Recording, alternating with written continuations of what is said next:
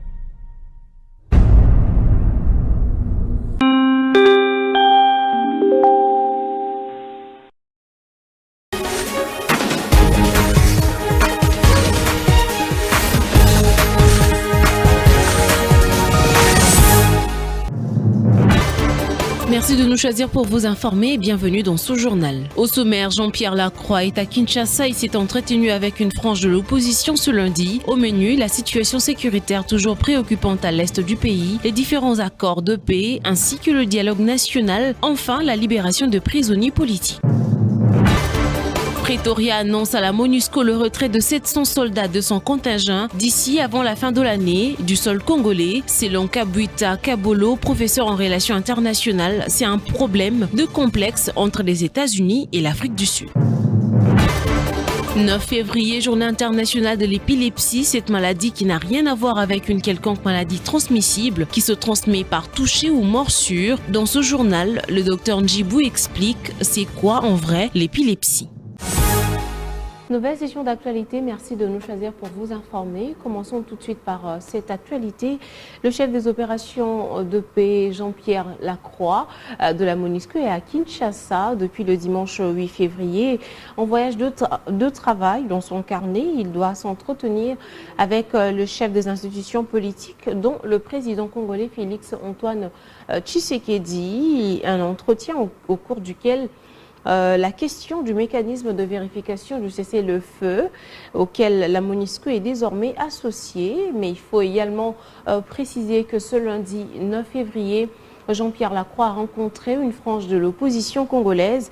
L'opposition qui a insisté sur les points essentiels, notamment sur les accords de paix signés pour la restauration de la paix à l'est de la RDC, la libération de prisonniers politiques, mais aussi le dialogue national initié par la SANCO et l'ECC. Notez également que Jean-Pierre Lacroix prévoit rencontrer la société civile, la conférence épiscopale nationale du Congo, l'église protestante qui propose également une médiation dans la crise actuelle qui sévisse dans notre pays, la RDC. Et vous le savez, vous les avez aussi appris sur nos antennes, la MONUSCO a indiqué le dimanche avoir été informé du prochain départ du contingent sud-africain du sol congolais. Environ 700 soldats, cette décision qui a fait la une des journaux ce lundi à Kinshasa ou même à l'intérieur du pays. Est-ce un problème diplomatique entre la RDC et la République sud-africaine? Kabuita Kabolo, qui est professeur en relations internationales, évoque, lui, un problème complexe entre les États-Unis d'Amérique ainsi que l'Afrique du Sud ayant entraîné le retrait de ses troupes des instances chapeautées par Donald Trump. Il a été joint au téléphone par Tichik Sambi. Suivez. L'Afrique du Sud traverse un moment assez difficile dans ses relations, très particulièrement avec les États-Unis d'Amérique. Vous avez suivi des propos du président américain depuis l'année passée, du traitement que subiraient les Sud-Africains de race blanche en Afrique du Sud. Le président sud-africain a même été invité à la Maison-Blanche pour discuter de cette question et le gouvernement sud-africain a toujours rejeté de manière très solide ces jugements de la part du président américain. Donc, du fait que sur le plan international, le G20, on peut pas s'en cacher, est une affaire aussi américaine au sommet, du fait aussi que en RDC, les Américains tiennent la corde, notamment pour la MONUSCO actuellement. Donc, cette crise entre les États-Unis d'Amérique et l'Afrique du Sud a des répercussions. L'Afrique du Sud étant une puissance montante en Afrique, l'Afrique du Sud appartenant aux BRICS, la Russie, la Chine, le Brésil ne sont pas directement en bonne entente avec les États-Unis d'Amérique. Et cela fait que les États-Unis ne supportent pas cette montée en puissance de l'Afrique du Sud, qui peut être une nation concurrente. C'est une question complexe. Dans les relations internationales, il faut aller en profondeur pour en voir les méandres. Et l'Afrique du Sud prend ses précautions pour ne pas trop se brûler les ailes et avoir aussi un peu de recul pour voir comment rebondir. Au plan diplomatique d'abord, au lieu que les relations s'améliorent entre nations, d'abord entre les États-Unis et l'Afrique du Sud, mais aussi entre nous et l'Afrique du Sud. Vous savez que la Samir a perdu des soldats sur notre sol, etc. On peut beaucoup en dire.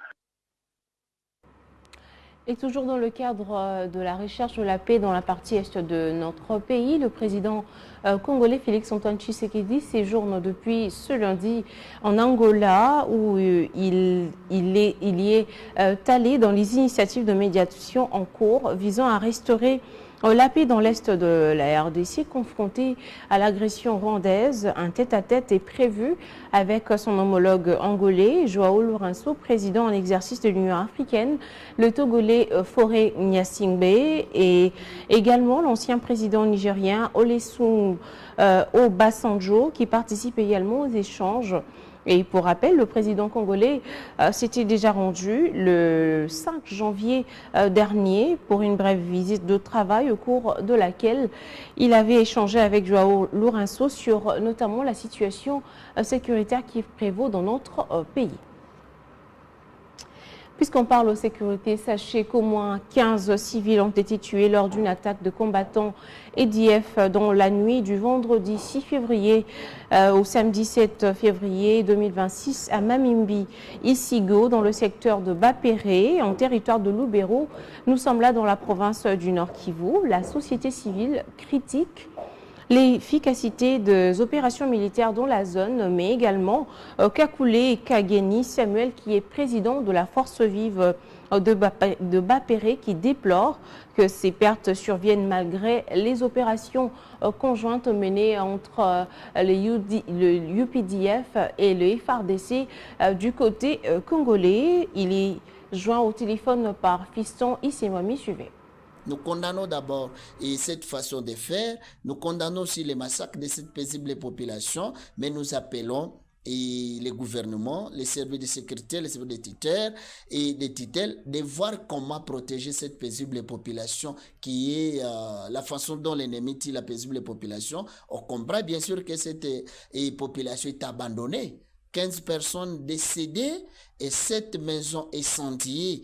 En tout cas, prouve vraiment que c'est un bilan lourd. Donc, le secteur de Bapéré est en deuil et les gouvernements et les forces doivent quand même comprendre, faire des autopsies. Pourquoi cette paisible population? Mais pourquoi l'ennemi toujours nous tue et tue la paisible population? Et quand il y a même des forces qui devraient protéger cette paisible population, il faut des examens et des autopsies dans les rangs de tous ceux-là qui sont censés protéger la paisible population. Autre élément, il y a une confusion. Vous comprenez que la partie Mambimbi et Liboyo est protégée par la synergie et cette synergie n'a aucun bilan à donner à la paisible population, aucun bilan dirige. Donc, il y a un problème.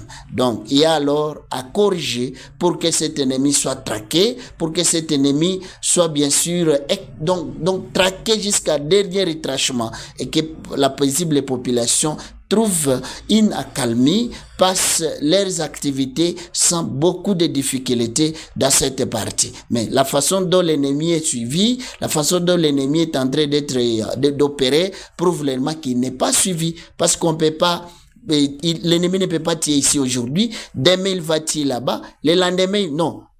Prouve réellement qu'il y a quelque chose qui ne va pas, qui doit trouver un médicament pour corriger et pour voir comment gérer ces opérations et que l'ennemi soit neutralisé. Réunion technique tenue ce lundi à Kinshasa, la mise en œuvre effective de l'accord sur la facilitation des échanges de l'Organisation mondiale du commerce, la consolidation du portail d'information commerciale, la consolidation du portail d'information également, ainsi que des partenaires stratégiques signés avec le Royaume-Uni, les Émirats arabes unis, la Chine, les États-Unis d'Amérique avec le Royaume-Uni, le renouvellement de l'AGOA par le Congrès américain, mais aussi le renforcement de la politique commerciale en RDC a figuré parmi le point inscrit à l'ordre du jour dans ce réunion qui a été présidé par le nouveau secrétaire général au commerce extérieur, chapeauté par le ministre Julien Paluku Kahongya. Suivez ce reportage de Obed Kambale. C'est ce lundi 9 février 2026 que le nouveau secrétaire général du commerce extérieur, Eugène Mangamanga, a réussi les nouvelles orientations du ministre du commerce extérieur, Julien Paluku Kahongya, a objectif faire rayonner davantage ce secteur qui est le levier de la croissance économique de la République démocratique du Congo. La mise en œuvre effective de l'accord sur la facilitation des échanges de l'Organisation mondiale du commerce OMC, la consolidation de la mise en place du portail d'information commerciale PIC et des partenariats stratégiques signé avec le Royaume-Uni, les Émirats arabes unis, la Chine et les États-Unis d'Amérique, avec les renouvellements de l'AGOA, l'Organisation mondiale du commerce OMC à travers le cadre intégré renforcé CIR, la Conférence des Nations unies pour le commerce et le développement CNUSED et le Centre du commerce international CCI, mais aussi l'examen de la politique commerciale de la RDC et la préparation de la conférence ministérielle de l'OMC prévue du 26 au 29 mars prochain à Yaoundé au Cameroun, figure parmi les priorités assignées au nouveau patron de l'administration du commerce extérieur, appelé à travailler dans la continuité. Je suis venu voir son Excellence, d'abord pour présenter mes civilités. Depuis que je suis nommé, je ne l'avais pas encore vu. J'étais venu aussi pour le remercier pour son soutien indéfectible lors des nominations des secrétaires généraux.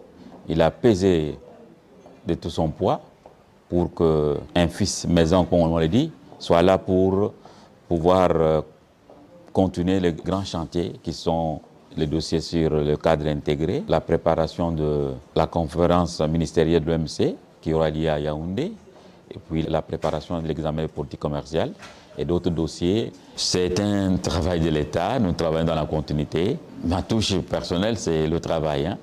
Je suis un homme rigoureux. Et avant, le ministre Julien Paluku Kahongya a échangé avec le secrétaire général du commerce extérieur sortant, Gilles Mulumbo, à qui il a jeté de fleurs pour le travail de qualité abattu, tout en ajoutant que son expertise dans le commerce international devra rester au profit de la République démocratique du Congo. Signalons que le nouveau secrétaire général du commerce extérieur, Eugène Mangamanga, a été présenté aux membres du cabinet du ministre qui était à pleine réunion hebdomadaire.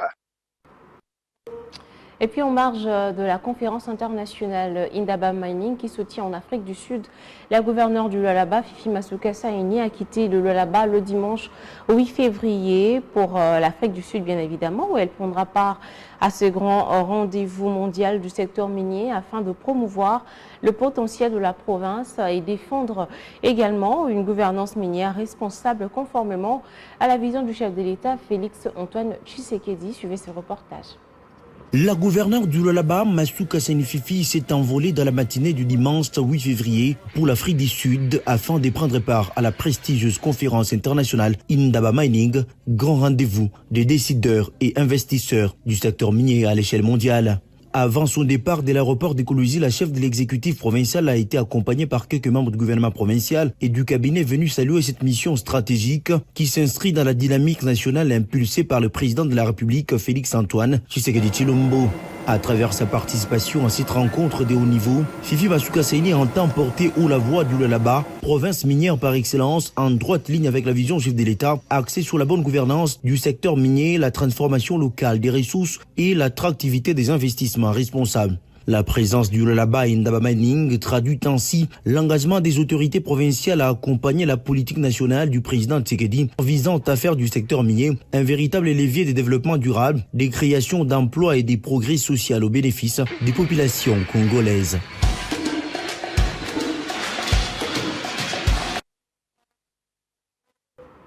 Et puis parlons santé dans ce journal. L'épilepsie n'est pas une maladie transmissible de ses faits. Elle ne se transmet pas par morsure, salive ou encore par toucher. C'est le docteur Njibou Didier qui vient couper court à cette mythe qui tourne autour de cette pathologie qui est l'épilepsie. À la question de savoir comment secourir un malade en pleine crise d'épilepsie, ce médecin généraliste conseille notamment de laisser la concernée dans son état et de l'écarter de tout objet susceptible de le blesser. Le docteur Didier Njibou a répondu à Abel Condé à l'occasion de la célébration de la Journée internationale de l'épilepsie ce 9 février. Suivez. Ainsi donc, nous pouvons dire ici que du point de vue de la transmission, l'épilepsie n'est pas une maladie transmissible. Ce n'est pas une maladie transmissible, donc par conséquent, elle ne se transmet ni par la salive de la personne malade, ni par une morsure entraînée par la personne malade. Donc c'est faux, ce qui se dit, ce qui se raconte que voilà une personne, vous avez été en contact avec une personne épileptique, lorsqu'elle vous mord, vous pouvez attraper l'épilepsie. Ce n'est donc pas une maladie transmissible, elle fait partie du groupe de maladies qu'on appelle des maladies non transmissibles. Comment pouvons-nous donc secourir une personne atteinte de l'épilepsie pendant la crise? Parce qu'il s'agit d'une maladie qui se manifeste sous forme de crise. La première des choses, c'est qu'il faut écarter tout objet, tout ce qui peut représenter un danger pour la personne. Parce que pendant ce temps, la personne est en perte de conscience et ne sait donc pas se retenir face aux conséquences de la crise. Vous devez donc écarter tout danger, tout ce qui peut le blesser, tout ce qui peut le faire mal. Après la crise, vous devez pouvoir l'écarter.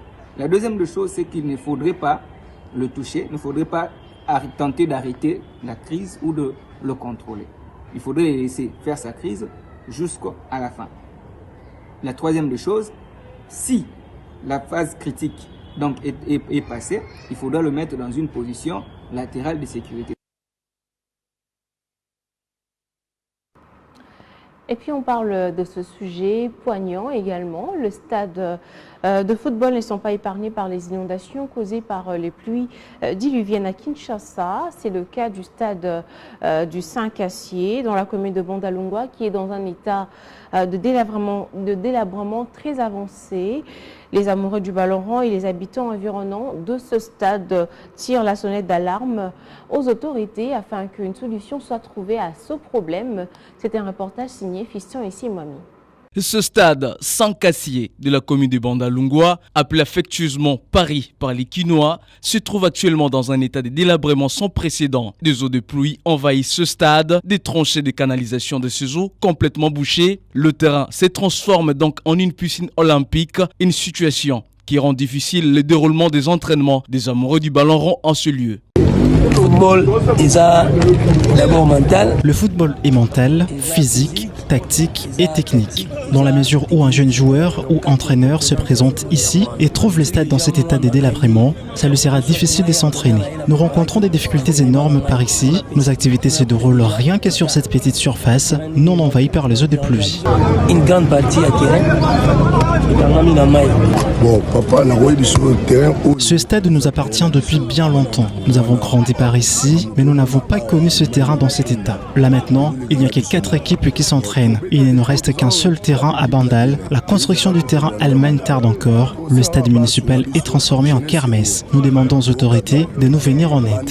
Les habitants environnant ce stade n'ont pas caché leur indignation face à l'état de ce terrain de football. Certains d'entre eux se disent consternés par l'état du stade sous les yeux et la barbe des autorités compétentes. Le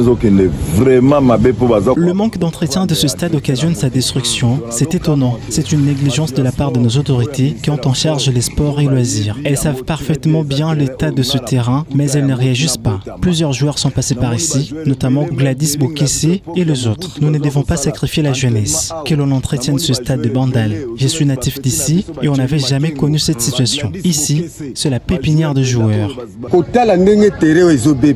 La manière dont ce stade est négligé par les autorités dépasse les bornes. Regardez par vous-même comment les joueurs sont coincés à cause des cette eau sur le terrain. Les joueurs n'ont pas leur temps de jeu. Nous demandons aux autorités de s'impliquer pour trouver une solution durable.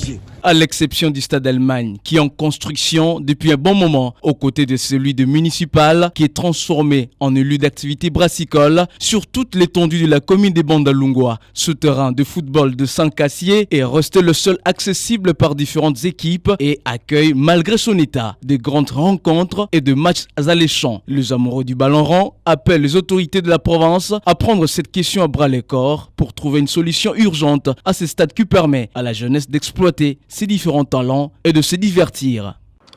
Et puis cette information en dehors de nos frontières, au Sénégal, la police a mis la main sur un réseau de pédocriminels, un groupe appartenant à un réseau international de pédocriminalité opérant entre la France et le Sénégal depuis l'année 2017. Ils sont jugés, ils ont été présentés devant les juges. Ces inciviques obligent les jeunes garçons à avoir des rapports sexuels non protégés avec des hommes séropositifs. Fifi Koutipan pour le commentaire. Il s'agit d'un réseau international de pédocriminalité actif depuis 2017. 14 membres de ce groupe ont été arrêtés par la division des investigations criminelles de la police sénégalaise et présentés au juge. Ils sont soupçonnés de viols commis sur des mineurs de moins de 15 ans, actes contre nature transformant en objets sexuels des jeunes garçons contraints d'avoir des rapports sexuels non protégés et filmés avec des hommes pour la plupart séropositifs et de proxénétisme. Ces inciviques sont accusés d'avoir agi sur instruction d'un Français arrêté à Beauvais au nord de la France en avril 2025 en contrepartie des sommes d'argent qu'il recevait de ce dernier. Les opérations ont été menées dans le cadre de la coopération judiciaire internationale entre le Sénégal et la France avec la participation française. Des perquisitions ont été menées dans plusieurs quartiers de Dakar et dans la ville de Kadak à 200 km au sud-est de la capitale sénégalaise. C'est cet élément qui vient mettre un terme à cette édition du journal. Merci à vous de nous avoir suivis. Restez branchés sur les antennes de Digital Congo Télévision pour la suite de nos programmes. Au revoir.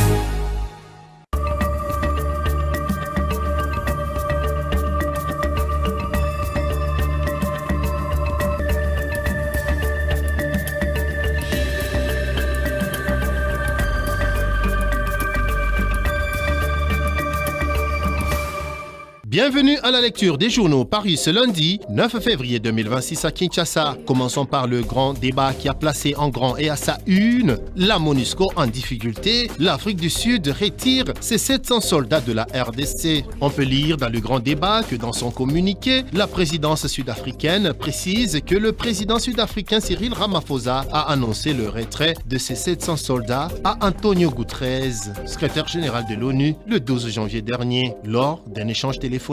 Pretoria retire ses soldats pour des raisons essentiellement budgétaires. Mais un peu plus loin dans le grand débat, il est précisé que le sujet fait très souvent débat en Afrique du Sud, notamment au Parlement, depuis la prise de Goma par le M23. L'année dernière, les appels à rapatrier les soldats sud-africains s'étaient multipliés après la mort de 14 d'entre eux dans l'est de la République démocratique du Congo. Dans les grands débats toujours, le gouvernement annonce la reprise du contrôle de plusieurs localités du Sud Kivu par les FARDC. C'est le ministre de la Défense nationale qui l'a indiqué, note le journal, lors du Conseil des ministres du vendredi 6 février. Les forces armées de la RDC ont fait échec aux attaques de la coalition RDF M23 AFC en reconquérant plusieurs localités dont Minembwe Centre. Le journal note tout de même que malgré ses succès militaires, la situation sécuritaire demeure fragile. Les hauts plateaux restent fortement militarisés et les populations civiles continuent de subir les conséquences des affrontements entre déplacements massifs et violence. Peut-on lire dans le grand débat à la une de Chronique Écho de ce lundi 9 février 2026. Guerre par procuration. RDF tué en RDC. Le deuil interdit au Rwanda. On peut lire dans Chronique Écho qu'alors que Kigali nie toute intervention militaire en République démocratique du Congo, des témoignages des familles endeuillées, des appels inhabituels à l'enrôlement et des données satellitaires révèlent un coût humain lourd pour l'armée rwandaise. Derrière le silence imposé aux proches des soldats tués dans l'est de la RDC se dessine la réalité d'un engagement militaire clandestin au cœur des accusations d'agression portées par Kinshasa. Chez Africa News, par contre, on peut retrouver minerai critique, la stratégie mondiale se redessine sans le Rwanda. Mouyaya détaille pourquoi Kagame est exclu du jeu. En colonne de Africa News, on peut lire que la réunion ministérielle sur les minerais critiques organisée depuis février par les États-Unis d'Amérique, qui a rassemblé plus de 54 pays, a pris une tournure politique nette. Le président rwandais Paul Kagame et le Rwanda n'y ont pas été conviés, provoquant des invectives de la République démocratique du Congo. À Washington, le 7 février, Patrick Mouyaya, porte-parole du gouvernement congolais, a justifié l'absence rwandaise en des termes très durs, accusant une fois Kigali d'activités illicites portant atteinte aux ressources de la République démocratique du Congo. Ce ne sont pas ces activités illicites de pillage et de recel de nos minerais qui pouvaient servir de droit d'entrée au Rwanda à la conférence sur les minerais critiques initiée par les États-Unis, a lancé Mouyaya lors d'une rencontre avec la diaspora congolaise. Cite Africa News.